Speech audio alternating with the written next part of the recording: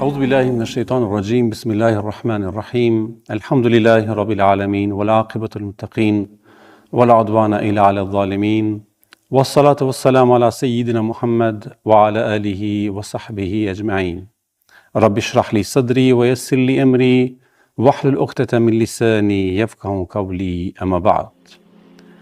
Falenderojmë Allahun xhallahu shanuhu, Zotin e botrave, krijuesin e gjithësisë. Dërgojmë salatë dhe selamet për pejgamberin Muhammedin alayhi salam, familjen e tij dhe shokët e tij dhe për gjithë besimtarët deri ditën e gjykimit. Të dashur vëllezër besimtarë dhe motra besimtare, të dashur agjërues dhe agjëruese, shfrytëzoj rastin që t'ju uroj muajin e bekuar të Ramazanit, duke uruar që ky muaj sjell begati, mirësi, kënaqësi, devotshmëri, sinqeritet në mesin tonë. Allahu na lehtësoft agjërimin dhe na bëft të pranuar çdo vepër të mirë që e bëjmë gjatë këtyre ditëve të bekuara të Ramazanit. Të dashur vëllezër dhe motra, sot me një mesazh të shkurt të flas për temën dimensioni moralit në Ramazan ose gjatë agjërimit. Ne e dim bashkë se agjërimi do të thotë të larguarit nga ushqimi dhe pija, mirë po jo vetëm kaq. Besimtari i sinqert dhe i drejtë e i devotshëm është ai i cili largohet edhe nga veprat e ndyta, nga mëkatet e nga gabimet e gjunahet. Prandaj morali në Islam ka një pozitë të veçantë, edhe secili besimtar dhe besimtare duhet pajiset me këtë virtyt të lartë. Është virtyt i pejgamberëve të Allahut, virtyt i njerëzve të mirë.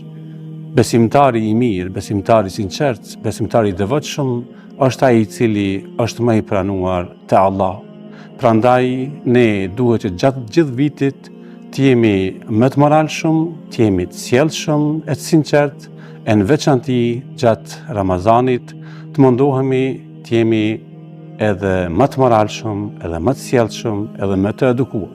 Për arsye se jemi në muajin i cili njihet si muaji apo sikur shkolla e edukatës, i cili e edukon besimtarin dhe besimtaren me sjelljen dhe virtytet më të mira në jetë. Përveç që agjërojmë nga ushqimi dhe pija, duhet të agjërojmë nga mëkatet dhe nga gjunahet. Bile, kjo është më primare në jetën tonë. Nuk vlen dhe nuk mjafton që vetëm të largohemi nga ushqimi dhe pija, e në anën tjetër të veprojmë vepra të cilat nuk i kanë hije një besimtari dhe një besimtare. Ne e dim që morali apo virtytit i lartë për besimtarin vërtet te Zoti peshon shumë dhe ka vlerë, sikur që na ka mësuar pejgamberi sa në një hadith se ku thot morali i mirë peshon të Allahu, ose është prej veprave të cilat peshon më së rani në peshorën e Zotit. E ne duhet të angazhohemi e të furnizohemi me moral të mirë, e në veçanti gjatë këtij muaji që të mundohemi të rëndojmë peshorën e veprave të mira dhe të dalmi faqe bardhë inshallah para Zotit. E di që gjatë këtyre ditëve të bukura të agjërimit jemi njerëz dhe mund të gabojmë, mirë po duhet kemi kujdes që të ruajmë vetveten.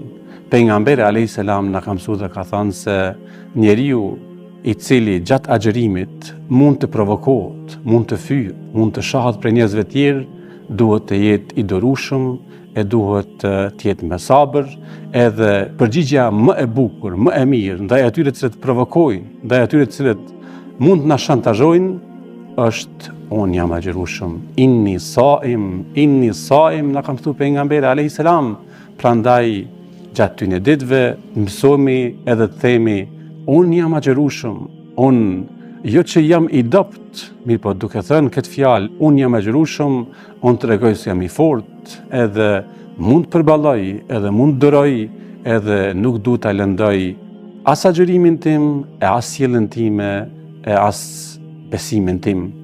Prandaj gjatë këtij muaji duhet të angazhohemi, të dashur vëllezër dhe motra, që të pajisemi me këtë virtyt të lartë e të kushtojmë kujdes ta ruajmë agjërimin ton në formën më të mirë.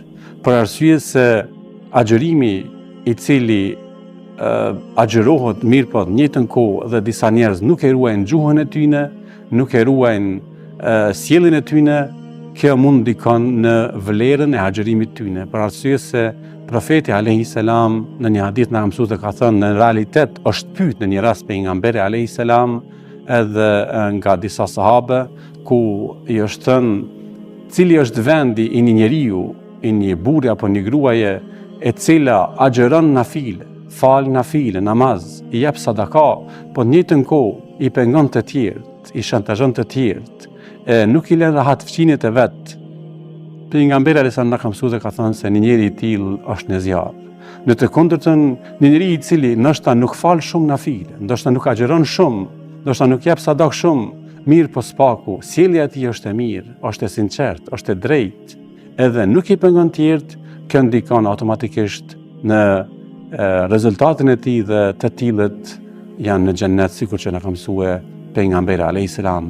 Prandaj të dashur vëllezër dhe motra, ta shfrytëzojmë këtë Ramazan, të shfrytëzojmë këtë ditë të bukura të mira dhe të furnizohemi me këtë vërtet të lartë, të jemi më afër dhe më të dashur te Zoti.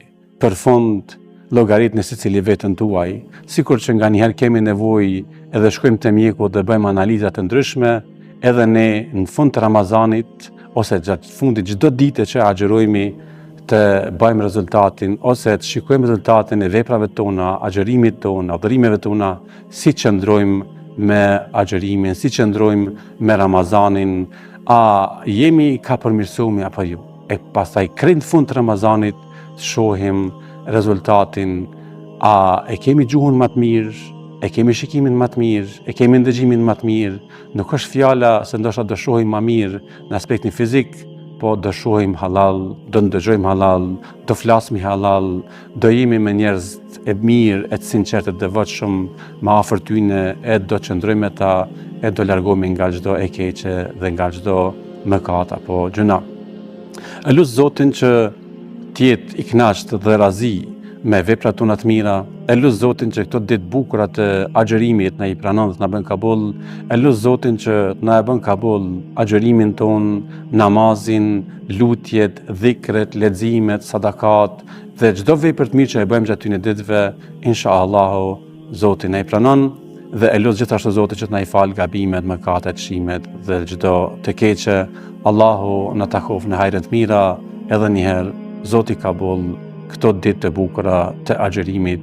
Allahu na bëf prej xhenetlive dhe prej të shpëtuarve. Wassalamu alaikum wa rahmatullahi wa barakatuh.